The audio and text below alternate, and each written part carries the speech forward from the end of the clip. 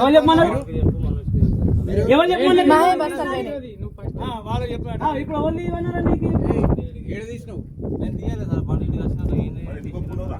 ఎవరు ఒప్పుకోమన్నారు? నేను ఇప్పుడు ఎవరు చెప్పినావు? ఎవరు చెప్పమన్నారు? ఇప్పుడు వాళ్ళే కావాలి, దొంగ వాళ్ళే. ఎవరో చెప్పమంటే నువ్వు చెప్పినావు కదా, వాళ్ళు చెప్పు. అలా గట్టిగా చెప్పు, కుల్ల చెప్పు, మంచిగా చెప్పు. పవన్ మనం చెప్పమన్నారట.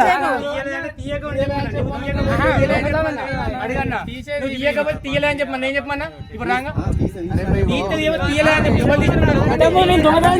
అన్నోళ్ళు నువ్వేనా? బిడ్డలు సాక్ష్యం అన్నాడు, అన్ని చెప్తాడు. ప్రశాంతంగా అడుగు.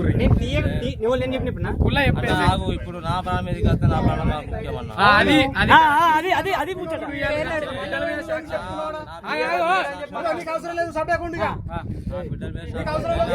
చిన్నప్పుడు దొంగతనం చేయలేదు, బట్టలు నడిపేది ఫస్ట్ టైం.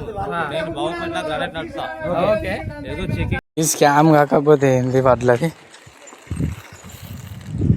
మొత్తం తమాషా. కాకపోతే ఇవి ఎట్లా పోతే ఇలా బత్తాలు అమ్మాల వాళ్ళు అయితే ఇట్లా వేయరు, వేస్తారు, ఎవరు వేయరు. అందరితో చూస్తూనే స్కాములు బాగా జరుగుతున్నాయి. చలో ఇది తీసిండ్రు, 10 బత్తాలు లేవు ఇలా ఈ లెక్క ప్రకారం.